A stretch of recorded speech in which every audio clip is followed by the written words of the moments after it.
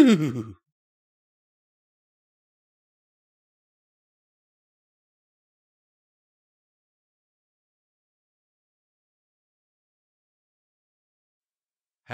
everyone and welcome back to another Pony&Wolf Productions video. My name is Visual Pony and today we are reading the story Buried by the Shoreline by another author that we have featured on here before by the name of Art Inspired. Now, I have looked a little bit into the comments, and according to the comments, this kinda, is like a murder mystery. At least it sounds like one, but it isn't really one. It's funny, and yet it's not funny. I don't know, the comments are all over the place. Anyhow, most people seem to like it, and so I decided to read it. So, guys, as always, here's a list of those amazing people who keep this channel alive with their monthly donations. And as always, guys, let's get into this, because I am fairly certain that I am annoying you by now.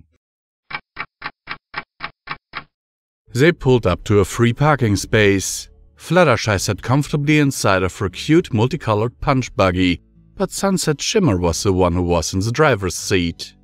Fluttershy told Sunset, "Now put it in park." Sunset rolled her eyes and went for the stick shift. "Good." Fluttershy excitedly cheered her friend along by saying, "Very good. I never doubted you for a second." "Uh-huh," Sunset responded pleasantly.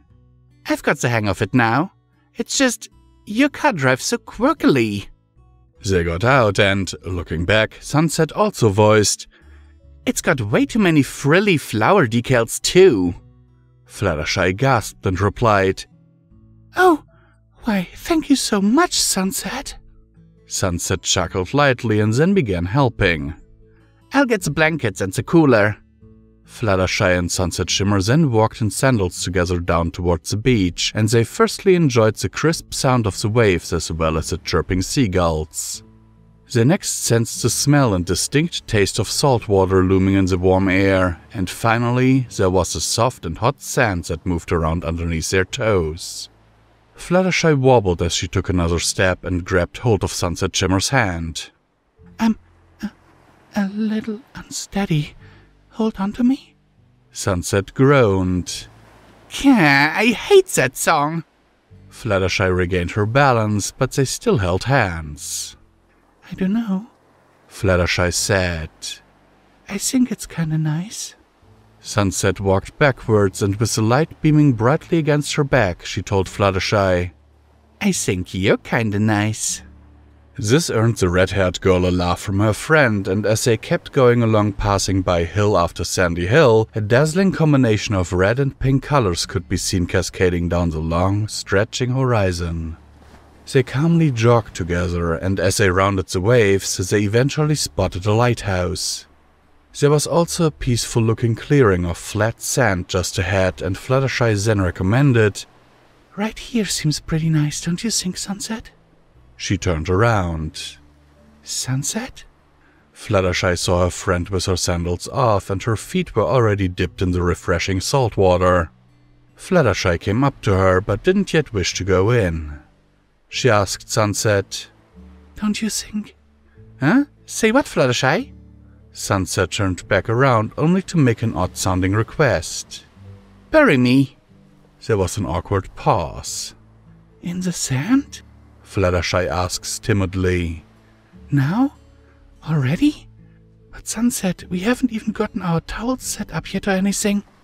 I'll gladly give you a dirt nap as soon as this is done." She gestured with her arms for Sunset to come out of the water.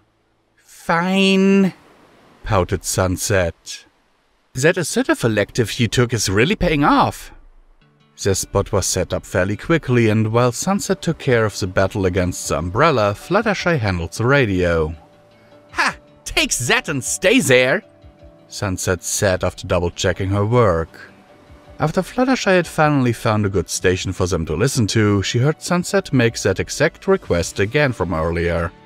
"So you'll bury me all the way up to my neck in the sand now, right, Fluttershy?" She seemed a bit eager about this, so slowly and gently, Fluttershy therapeutically asked, "Why do you want to be buried so much, Sunset?" She twiddled her thumbs as she voiced, "You're honestly kind of confusing me right now. The girl with the red and brilliantly yellow hair sighed for a short amount of time and then hastily explained. It brings back memories, all right? Fluttershy couldn't think of anything else to say, so she simply took Sunset back down to the shoreline. They began digging and Fluttershy ventured to ask, What kind of memories? There was a lump within Sunset's throat. She looked up towards Fluttershy and admitted, There's a lot of memories that I have of being buried on a beach. I hadn't realized it before, but I've had so many of my friends. I've been buried by lots of people. She looked down and away for a moment. Fluttershy asked her, You mean ponies, don't you? This was one of your favorite things to do, wasn't it? Sunset smiled just as they finished making the hole. In Sunset went, and then she giddily squealed with excitement. Even though we're so close to the beach, I actually haven't done this in what feels like ages. Fluttershy asks her in preparation. I'll start with your legs. Are you ready, Sunset? The girl in the hole nodded with anticipation and a toothy grin, and just as the grains were filled up to her ankles, Sunset sighed very contently. Oh, Fluttershy, have you ever tried this? When I was just a little kid, she admitted. I remember being a bit afraid at the time. Sunset nodded while elevating herself with her elbows. As she waited patiently for Fluttershy to finish up, she enjoyed just being on the beach for as long as she could. She then asked, You brought sunscreen, right? Fluttershy's smile dissipated and she said, Oh, let me go check. I'll be right back. Sunset was already completely covered up to her neck with sand, but she didn't mind at all. It used to be so nice. Just as expected, it still is, she said softly.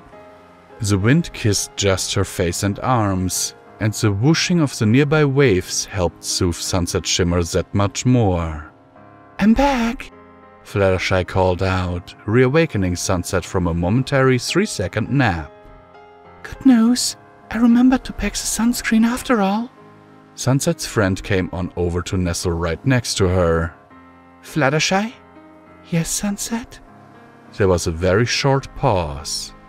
Sunset broke the silence and said, I always used to visit the beach with Princess Celestia. Oh, Fluttershy replied. I assume that you must have such lovely memories of your time with her, right? Nope. There was fire, explosions, bombs going off, and cheese went everywhere. Fluttershy gasped while holding her hand up to her mouth, and there was another short pause. The two of them began laughing together, and Fluttershy was soon saying, Seriously, though, tell me about it. Okay, Sunset said while blushing. She pushed me pretty hard at first, but as I did better and better, I began to impress her.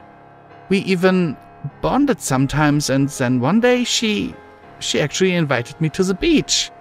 I was just so surprised. She then proceeded to bury you. Fluttershy finished. Yep.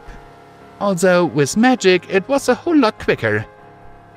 Ever since then, I've just got this thing for being buried all the way up to my neck in sand. The two of them smiled at one another, and Sunset then kindly requested, Could you also be sure to bury my arms, Fluttershy? She got back to work while saying, Sure thing, Sunset Shimmer. Try not to fall asleep again. Sunset giggled as Fluttershy began blocking the sun, and then she said, You have no idea how much I miss this feeling. Hello and welcome back to Comment Time with Social Pony, where I remind you that you can support Pony&Wolf Productions through the links down in the description below. Every dollar helps is needed and very much appreciated, and helps to keep the lights on around here, and you want to keep the lights on around here because I need electricity to record and to edit. And without electricity, I cannot charge this tablet with which I use to record, you know, and without money, I cannot buy gas to drive where I actually record. So, yeah, every donation is actually very much appreciated and needed to keep this channel going. More now than ever, you wouldn't believe, seriously. Anyhow, guys, so what do I have to say about this? I think we all have things from our childhood, like guilty pleasures from our childhood, that we barely tell anyone about. Like, for example, for me, I was kind of like a cat when I was a child. Because every time my parents would buy something big in a big cardboard box, I would literally snag that cardboard box, put a blanket and a pillow in it, and I would sleep in it. I am not kidding, and the tighter a fit it was, the better. You know, it was weird. I had a really big, really expensive bed, but I would prefer a cardboard box in a corner. And yeah. Sincerely yours, Visual Pony, and I hope... Don't try this again!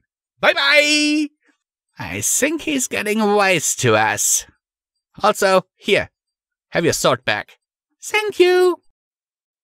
Hello everyone, my name is once again Visual Pony, and welcome back to another video that I'm doing for Pony&Wolf Productions. Well, today we are reading the story Daddy, Wait For Me by the author Sephora. And let me just tell you, this is the second time I'm recording this because, oh my word. Sadly, a few days ago when I sat down with Midnight to record stuff in the car, this cable that we were using was sadly causing a lot of background noise and high-pitched beeping and everything. It was like beep the entire time, and we just couldn't get it filtered out, and so I'm back here re-recording. She will re-record her stuff later on, and yeah. So, let's get into this after I've shown you, as always, an amazing list of the amazing people who keep this amazing channel alive. And now let's get into the meat of the story, because I'm fairly certain that by now I am very much annoying you. Stay with me, please. Hitch hid around the corner as his little crew went around the other corner to get to him.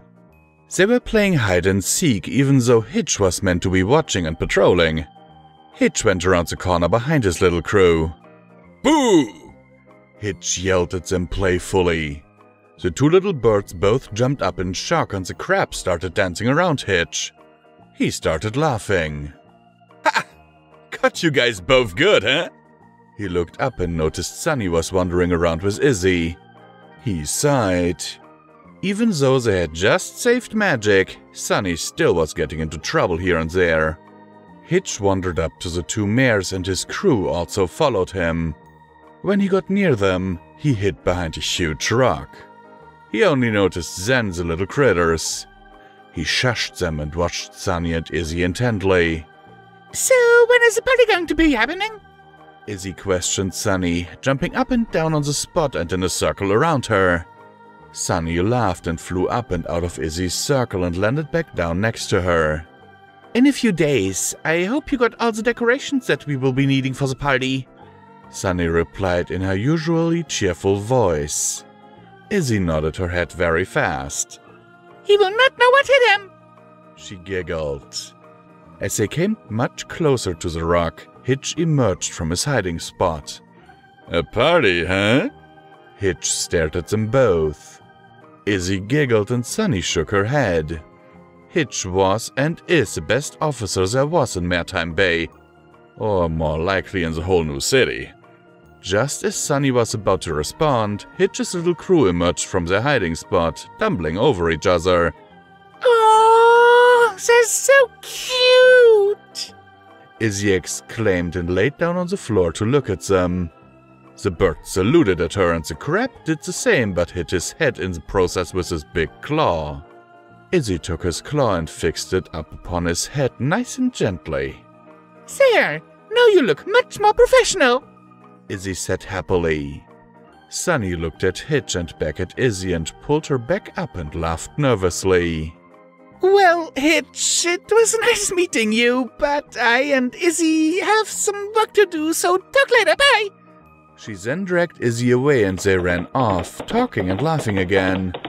Hitch looked at them confused before looking down at his little friends. They all looked up at him, rather innocently. He looked down at them and smiled. "Well, come on, we have a city to patrol." A few hours go by and Hitch had been running around watching the city as well with his critter friends following him. When he would stop, they would bump into his legs. When he was talking with some ponies, they would be standing right next to him until he told them to give him some space. As the day ended, Hitch managed to escape from his little critter friends and ran back to his house. He closed the door and sighed. Finally, he had some alone time without anyone to annoy me. He walked over to his fridge and looked inside. There was a jar of fish and some meat or something that the crab used to eat. There wasn't anything else that he liked to eat or was edible for him to eat.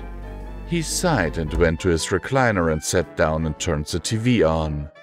It was so quiet without anyone else with him in the house, but it was for the best for him, or so he thought. Meanwhile, the birds and crab were all by themselves alone in the dark, inky night. They couldn't find their way back to Hitch's home or even anywhere, to be honest. It was too dark for them to see anything or for them to even know their surroundings. They huddled up against the light post to try and stay warm from the cold. Everywhere they turned was only darkness and no one to be seen in sight. The crab had tried to cover himself with a large leaf, but it wasn't enough to keep him warm from the cold. Critters! Critters, where are you? Hitch called for them, running around the dark city filled with darkness. He sighed as he couldn't find them. How could he have been so heartless as to leave them alone and not come back for them and leave them in this dark and cold night? Critters! Birdies! Crabby! Crew? Where are you guys? He ran past the light post when he felt something pinch his leg. He looked down and gasped in joy. Critters! You're safe! He bends down and the little crew huddles up against him, completely glad to finally find him after so long. Hitch laid down so that they could get on his back and he trotted home safe and carefully. Once he reached home, he opened the door and was met with a huge surprise. Surprise! All the ponies exclaimed. Izzy let out a party popper and glitter and ribbon flew all over the place and around Hitch. Hitch opened his eyes slowly and say sunny. Izzy, Zip, and Pip were all there. What are you guys doing here? He blurted out. Zip and Pip giggled. We threw a party to surprise you since it's your birthday, the sisters exclaimed. Hitch sighed and nodded before laughing. Why, it is! Thank you all so much! Hitch turned around and looked at his crew who were all smiling. He smiled back at them and got down for them to hop off his back. Run along now, little ones. Daddy will be staying here watching you all. As the critters hugged his leg one more time before running off, Sunny giggled and they started having fun. So, Hitch is our daddy now. And you may be wondering, why is the narrator saying this? Well, because it's me, the crab, telling the story. Surprise, surprise! Anyways, we have many wonderful adventures with Hitch. It's the best thing ever and we all love and enjoy it. He does as well, trust me. Hello and welcome back to Common Thomas Visual Pony, where I remind you that you can support Pony&Wolf Productions through the links down in the description below. Every dollar helps is needed and very much appreciated and helps to keep the lights around here and of course to buy me food and cover future doctor's bills because actually guys, I noticed this while I'm recording this story. 2 days ago, I broke a tooth. A molar. And it is now hurting like hell. It is Sunday. This happened Friday night. And oh my word, I hate it. Anyhow, let's get into the meat of the story. Let's just say I like it. However, personally, a little advice from me to the author. You might want to have an editor run over it because sometimes you're jumping between present tense and past tense.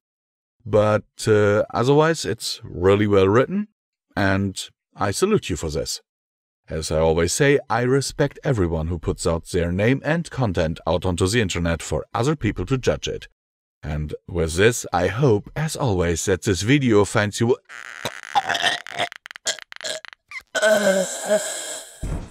Really, Blackjack, did you really have to strangle him this time? But it's so fun! Well, hello everyone, and this is once again Visual Pony with another story for you for Pony&Wolf Productions. Today we are reading the story Dance by Martian. Another author that we have featured on here before. I guess this is kind of a, theme for today's recording session. Anyhow, here's a list of those amazing people who keep this channel alive with their monthly donations. And they get awesome perks like, downloads of all these stories for just $1 a month. So, and by the way, early access, because sometimes, months in advance. So, let's get this on, and, let's hope that I am not annoying you right now very, very badly. Move. Sun-kissed grass swished against hoofs, green blades soft and tickling against yellow legs, only a few inches longer than their tips. Applebloom trotted merrily through red-maned head held high and proud as she hummed a bouncy little tune. Spring had just turned into summer, the cool weather chased well away by the glowing brass disk of the sun above. The air was delightfully warm, the grass cool, and all around the birds and bugs and trees worked a cacophony of twittering and buzzing and rustling. Shadow and light turned the world to dappled motley beneath the orchard trees of Sweet Apple Acres, the pattern shifting and flowing with the wind and the boughs and leaves. This time of year was probably Applebloom's favorite. Everything was just so alive and vibrant. A pony could feel the energy and excitement in the air, couldn't help but have a bit rub off and make one feel restless and wanting to just do something. Of course, living on a farm meant there was almost always chores and work to be done, but sometimes everything just fell into place and you were done hours before you usually were. This meant free time to do whatever you pleased, and in Applebloom's case, she was pleased to venture out into the quiet privacy of the orchards for no other reason but because. The little filly liked being out among the trees, especially now when the last of the apple blossoms were just falling away. Delicate white petals drifted down in ones and twos around her as she strolled, their dance in the air somehow cheerful in itself. Applebloom neatly stepped around what fallen blossoms she could, feeling them much too pretty to just trot over. The tune she was humming had her head bobbing from side to side, curly tail flicking in time. She wasn't sure just where she had heard it, but it didn't matter all that much. The song did have a mind of its own though, and before long, Applebloom wasn't merely trotting through the orchard. She was doing a kind of quick-paced, high-stepping walk that didn't actually move her forward any faster than normal. Trotting hoofs kept pace with the playful tune in her head though, and it wasn't long for the rest of her body to start getting ideas in the same vein. It wasn't all that unusual for her to wander out here. The orchard was a comfortable and private place to do all kinds of silly things that Applebloom didn't want others to catch sight of. Dancing happens to be one of those things. She wasn't any good at it. This had been made painfully obvious a while ago. Applebloom dancing was either a national disaster in the making or the funniest event of the year. Neither was really something she was proud of, so she didn't even try it where others could see. But here in the orchard, there was no one to see, no one to point and laugh and make fun of her later. Bad dancing she might be, but Applebloom loved the feeling and the movement. She loved to just let herself go. She was bouncing along happily now with a bright grin, eyes closed, her curly tail following in her wake. She spun and whirled, up onto her rear hoofs to drift across the open grass, whirling as she went, all light as a feather. Well, she thought of herself as moving light as a feather. She fell down twice and hit a tree once, but those were outside problems. After a few moments, there were fresh green stains on her legs and flank, and a few errant blades of grass stuck in her mane. Her pink bow had a twig stuck in it. It was stupid and silly and awkward, but out here with no one watching, all that mattered was how fun it was. And maybe, just maybe, Applebloom might have been starting to get better. It was a secret hope in her heart of hearts, a wish that she would actually turn out to be an amazing dancer after all, if she just practiced hard enough. The filly could see herself in her mind's eye, gliding across dance floors and putting every pony around into slack-jawed awe with her grace and style. Everyone in town was watching her again, but now their eyes wide with shock as the little filly shimmied, wobbled drunkenly, pirouetted, bounced off a tree and tumbled, and executed an absolutely perfect, on-point landing on her face. The real world might have had a problem with Applebloom's dancing, but that's what imagination was for. In her own private world, every step and twirl was perfection. She was giggling and breathless in a few short minutes, and so brought her imaginary dance recital to a close with a wobbly bow, the sound of applause and whistles sharp in her mind's ear. She opened her eyes. Applejack was standing not a half-dozen steps away, leaning against a tree and staring right at Applebloom. Smirking at Applebloom. Every good feeling the filly had up to that point bled away in a rush. Suddenly she could feel ice all around, could hear the intake of air into 100 mouths that would storm out in gales of laughter directed at her. Applebloom suddenly felt heavy as lead. Awkward. Funny looking. She was painfully aware of the grass and twigs stuck in her mane and tail, the green stains on her legs. Her back knees gave up the ghost and her bum thumped to the ground. The filly cringed, waiting for Applejack to start laughing at the uncoordinated flailing she had witnessed. It was what everyone did. Applebloom wanted to run away, to just up and dash off and hope maybe somehow Applejack would forget seeing her and her stupid dancing. She wondered why she kept trying, wondered why she ever bothered hoping she'd ever be good at anything. She wanted to cry. A hat settled on her head. Applebloom sniffled and blinked back the threatening tears. She could see a set of hoofs in front of her, the rest of Applejack hidden by the brim of the hat. Cautiously she lifted her head a bit until she found Big Sister's kind face, green eyes soft. She was still smirking. No, that wasn't a smirk.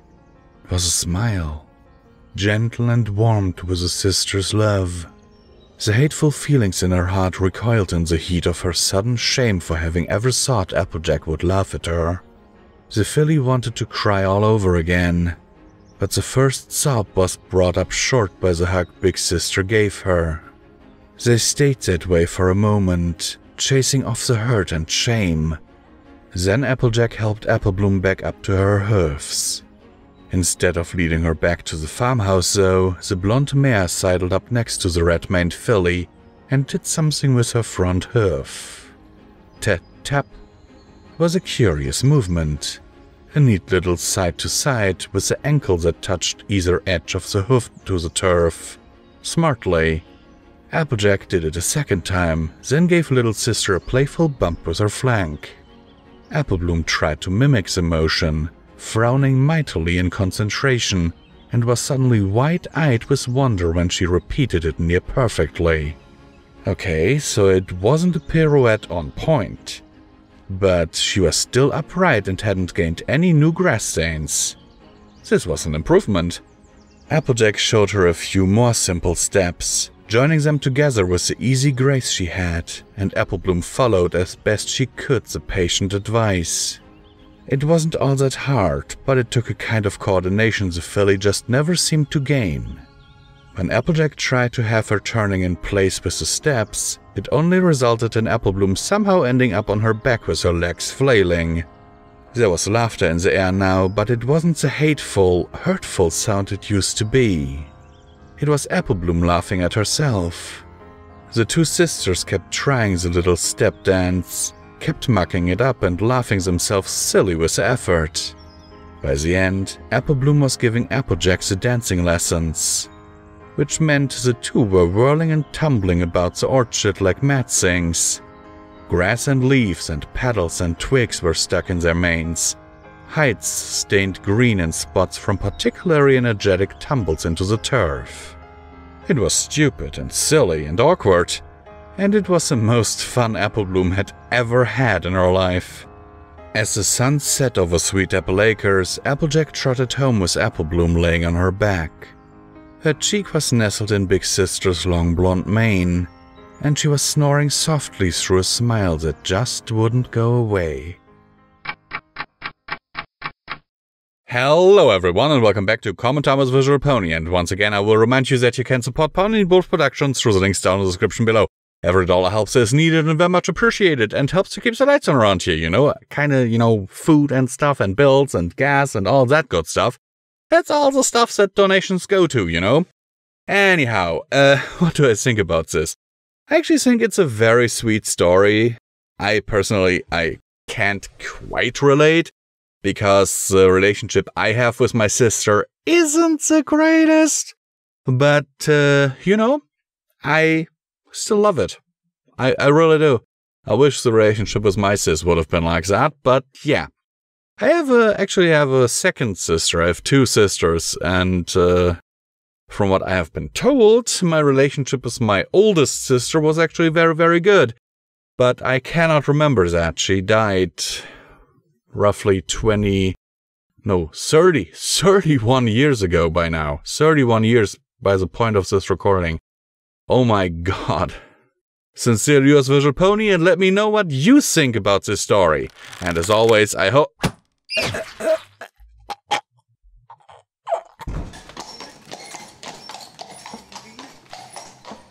Come on, seriously, we only have like 20 clones left. Can't you at least let them record more than one story? Hello and welcome back to another Pony&Wolf Productions video. My name is, as always, Visual Pony, and today we are reading the story Sticking Points by the Hatman. Another story that I sadly have to re-record because of the faulty cable. I hate stuff like this, Also, the author of this story says that he is a high school teacher IRL. Dude, I am really pitying you for that job choice. Because I know what shitheads, or what kind of shitheads high school kids nowadays can be. Not all of them, but I know a few. Or knew a few in my time. Anyhow. And now I'm showing you a list of those amazing people who keep this channel alive with their donations every month. They will keep me eating and keep the lights on around here. Now, as I'm very sure that I'm annoying you a great deal by now, let's get into the meat of this story. Starlight Glimmer failed to suppress her yawn as she poured herself a cup of coffee in the teacher's lounge at the School of Friendship. It was looking like another day of professional development as each of her friends and fellow faculty members presented their own takes on what would be important for their task of enriching young minds. In her experience, this mostly consisted of extra long pep talks and Rainbow Dash pretending that she wasn't just making it up as she went. This would be a lot more fun if we turned it into a drinking game like Trixie suggested. For every trust fall exercise, take a shot. For every reference to that starfish story that ends with, "It means a lot to this one, take a shot." She managed to smirk. Trixie was a dumpster fire of personality disorders, but at least she was fun and had no filter, which was more than most ponies could say. Just then, there was an overhead crackle of static from the newly installed PA system Twilight had installed over the summer. "Attention! All faculty are to report to the headmaster's office immediately!" Twilight declared, the panic in her voice unmistakable. "My office! Please hurry!" Starlight raised an eyebrow. The biggest problem with having Twilight as a friend and mentor was that the panic in her voice could signal either a world-ending crisis that threatened all life in Equestria, or something akin to her fretting about the minutiae involved with organizing her bookmarks by dimension, glossiness, or thickness. It tended to be a 50-50 chance of the apocalypse. This is my life. I chose this. Starlight sighed, but dutifully made her way to Twilight's office as fast as she could. Without risking coffee spillage, of course. She arrived at the office with the others and took in the sight of Twilight leaning over the desk, her hoofs steepled and her brow creased with worry. Every pony, we are facing a crisis, Twilight said, her voice surprisingly calm but low and grave. She shut her eyes and exhaled through her nostrils. I've just been informed that the stars are gone. They all stared back at her in silence. An audible gasp escaped Rarity. Oh no! She cried. There's Princess Luna, no? Surely she would be the first pony to contact if the night sky were devoid of stars. Hey, hold on a second! Pinkie shouted, rushing over to the window, jutting her hoof out at the sun, still low in the morning sky. The sun's still there, and I'm pretty sure that's a star too. Twilight blinked. Well, yes, but... No buts about it, Twilight, Applejack said, shaking her head. I may be a simple farm pony, but even I know that the sun ain't nothing but a star that happens to be closer than any other. And it's still there, so... Oh! Pinkie exclaimed, waving her hoof in the air. I know! Maybe some evil force is slowly making its way inward from the outermost edges of the universe, eliminating star after star, galaxy after galaxy. But due to the speed of light and time dilation, we're just noticing it now, which means we only have a small amount of time before it comes for us and completely wipes out the sun and all life in Equestria! Every pony stared at her in silence. We're all going to die! Rarity wailed, collapsing onto the nearby fainting couch Twilight had placed in her office specifically for occasions like this. No, jeez, every pony calm down, Twilight shouted as she massaged her temples. The sun is not in danger and no pony is going to die. We all are, eventually, Fluttershy muttered. Starlight raised an eyebrow and glanced over at Fluttershy. Are you okay, Fluttershy? Fluttershy blushed. Oh, sorry, but when you take care of a lot of animals with relatively short lifespans, you become a little used to the idea of your own mortality. Anyway, Twilight said, clearing her throat. The threat we face is nowhere near as dire as what Pinkie described, but we are still in the midst of a major crisis. Every pony, we are completely out of Gold Star stickers. Rainbow Dash narrowed her eyes and visibly sagged even as she continued to hover in the air. Right. Okay, I'm going back to the gym and inflate some more buckballs, she said flatly before turning to fly back out. Let me know how that whole sticker thing turns out. What? What? Twilight stammered as Rainbow left, and she suddenly found herself confronted with the unamused faces of her friends/faculty. This is serious, every pony! The new school year begins in a matter of days and we are stickerless! Don't you see? Gold Star stickers are the linchpin of our whole institution! Starlight heaved a sigh, but put on her the kindest smile as she trotted over to Twilight and placed a hoof on her shoulder. Okay, Twilight, I know you're concerned, she said. But I'm sure we'll manage. Manage? Sure, we can manage, but how will we let students know that they've done truly exemplary work? Twilight demanded, pressing her muzzle into Starlight's.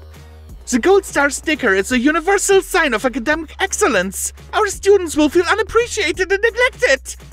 Twilight, look, you're probably overreacting, Starlight said as she tried to maintain her composure, and not outright tell Twilight she was being ridiculous. No student is going to care if they don't get a gold star. Ocellus might, Fluttershy said. Ocellus is the exception, Starlight snapped, causing Fluttershy to flinch. What I mean is that we have lots of other ways to positively reinforce our students' work. We can use smiley face stickers. You would have us use smiley faces? Twilight gasped. What's wrong with smiley faces? Pinky asked, crossing her forelegs indignantly. I love smiley faces. I sing a whole song about them. It's practically my theme song. I like them as much as the next pony, Twilight said. But for true excellence, the gold star sticker is the only recourse. No smiley face stickers, no super job stickers, no well done stickers as backhoof compliments, no teacher's hard worker consolation prizes. Why, if Celestia hadn't put genuine, authentic gold star stickers on my work as her student, I'd never have become the pony I am today. Starlight sighed. Okay, look, if it's that important, why are we out of them? Can't we just order more? Twilight shook her head. No, the company that makes them discontinued them. They said the foil that makes them shiny and reflective was too expensive. Then, I don't know, you're a princess. Issue a royal decree commanding them to make more and then raise taxes by like 1 bit to fund them? Starlight suggested, waving her hoof in the air. Twilight froze. A white grin slowly spread across her face. Starlight, you're a genius! I have to get Spike to write up an official decree immediately! With that, she flew out of her office, leaving the rest of them to contemplate how a tiny portion of the national budget would now be spent exclusively on reassuring overachieving students that their work was gold star worthy. Starlight groaned and then downed her coffee in one large gulp. I'm going to need a lot more of this stuff, she grumbled. If any pony needs me, I'll be in the teacher's lounge. Hello and welcome back to Common Thomas Visual Pony, where I remind you that you can support Pony and Wolf Productions through the links down in the description below. Every dollar helps as needed and very much appreciated, and helps to keep the lights on around here and me eating. And you know, I kinda need food to stay alive and read stories for you guys. So every dollar is very much appreciated, as I just said. So now let's keep going and let's get into the meat of the story, because I don't think I can keep talking like this for very long, because I am kinda out of practice. So, okay, so what the frick, Twilight? This is not okay. You are not allowed to use taxpayer money just because you want everyone to get a frickin' gold star. I mean, how frickin' ridiculous is this? Grr. I mean, I hear people saying that tax money is being wasted and all that, but this gives the whole thing a whole new meaning. Sincerely yours, Visual... So, remind me, why do we keep killing that guy? Alright everyone, this is once again Visual Pony for Pony&Wolf Productions. And today we are reading the story, Why Cadence is a Very Big Dum-Dum. This is actually a sequel to a story we have read before by the same author, Aquadrops. Welcome back, Aquadrops, on this channel, and I still love your avatar. So, this time it is Cadence who puts Twilight in timeout. Oh my frickin' word. And there's actually, as I saw, another sequel with Luna. So, let's get into the meat of the story after I've shown you a list of those amazing people who keeps this amazing channel alive with their amazing donations and make sure that I can get, well, decent food. Well, at least food, you know? Seriously, for the last 2 months, I have, quite literally, been living off of instant pasta and toast. Timeout again. Butter slid down Cadence's face and down her mane. It plopped in front of Twilight and splashed Cadence's hooves. She tried not to giggle at the sight. Do not ever do that again, Cadence snarled, advancing on Twilight. You little...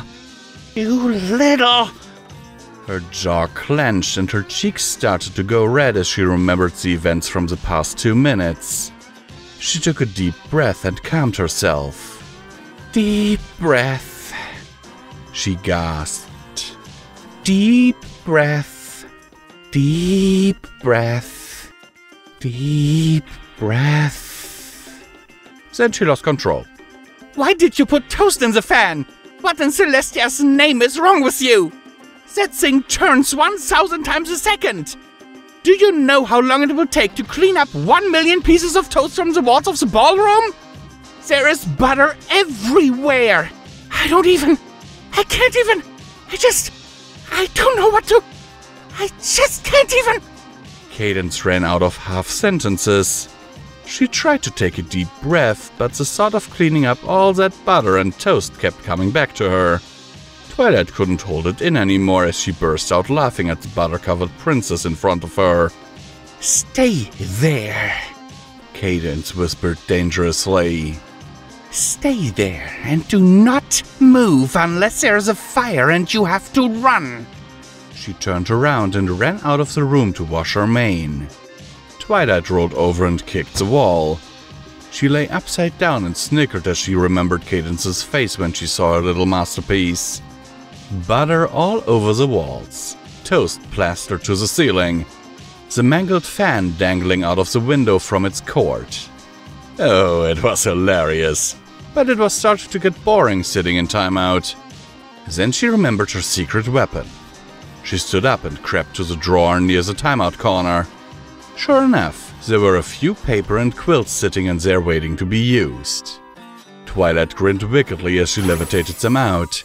Then she saw something else into the drawer, and her grin grew even wider as she remembered Cadence's last words to her. Cadence wrung out her hair and tossed it over her shoulder. Sighing, she wearily walked to her chest of drawers and leaned against them. That brat has done enough, she hissed through her teeth. She tasered a police officer, nearly got me thrown in jail, danced a jig down the street in somebody else's underwear, and then she fed her toast through the fan. She put her hoof on her head, then rubbed her mane into a frizzy mess. Celestia, why? Groaning, she leaned down further and bumped into an object of some sort. She jumped up and looked at it. It was a letter scrunched into a ball. She unscrewed it and read the title. Oh, how sweet, Cadence sobbed. Some pony wrote me a thank you letter. Then she read the whole thing. A thank you letter for Princess Cadence. Dear Princess Cadence, I just wanted to thank you for raising me into the jerk I am today. I mean, just think about it. Half the ideas I get for my pranks come from you. Like when I stole that old pony's underpants and did the moonwalk down the street. I remember once you stole Shining Armor's underwear and you had a blast dancing to Sapphire Shaw's music in them. I even got a video of you doing that somewhere. For some reason when I showed Shining Armor he wasn't amused. I wonder why that was. And when I tasered that police officer who had the guts to call me cute. I mean, who does that? I got that idea from you when you tasered Shining Armor and looked through his stuff while he was out. I never could quite figure out why you did that. I just wanted to thank you for all the insults you taught me. Would you like some examples? Go stick your head in the toilet. Go talk to someone who cares about your rubbish. Fuck off. What does fuck mean anyway? I mean, you're always saying it, like, fuck, I dropped my crown on the floor, or fuck, Celestia kicked me in the bum. Don't worry, Celestia has hit me in the bum before. After I slid down the hallway in Solar Flare's armor.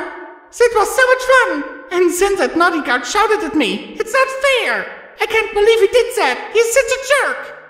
And that is why Solar Flare should be fired. Wait, what was this letter about? Hang on, I'll reread it. I reread even a word. I don't know. Oh yes, the thank you letter to Cadence. Well, thank you for everything, jerk. Cadence blinked. What? She murmured, looking back through the letter. What? Tasered Shining Armor? What's that supposed to mean? And how did she know that? She frowned at the rude things Twilight had said. She didn't have Celestia's temper, but this was too much. And she had only just finished cleaning up the mess she had made earlier. Wait, she gasped. How did you get out of the timeout room? It has a spell around it so that she can't leave without my permission. I had permission. Cadence spun around and sure enough, there was Twilight. What? How did you... She whispered, dread filling her stomach. Oh, wait. You don't mean you... Her last words to Twilight suddenly came back to her. Stay here and do not move unless there's a fire and you have to run. Flames filled the room and Twilight dropped the matchbox on the floor. You're a little turd! Cadence screamed. Twilight smiled proudly. I know. Hello and welcome back to Comment Thomas Visual Pony, where I remind you that you can support Pony&Wolf Productions through the link down in the description below. Every dollar helps is needed and very much appreciated and helps to keep the lights on around here. And you know, food is a thing. Now let's get into the meat of the story, because oh my word, my back is hurting and I'm sweating so much that sweat is running down my back and into my ass crack. So let's... I just don't know what to say. Here. First of all, why did Cadence taser shining armor? I mean, the whole thing was her, you know, putting on his underpants and dancing in it. I can kind of see that happening because, you know, I've had girlfriends and they have done similar things. But, you know, why would you taser your boyfriend and then go through his stuff while he's out? I have questions. Also, you must admit, even though it is a very dangerous and very stupid thing to do here, Twilight actually setting the place on fire so she could get out of the timeout room is kind of, you know, using a loophole that Cadence herself created, so she is... I don't know anymore. Sincerely yours, Visual Pony, and as always, I hope that this video finds you well in body and mind.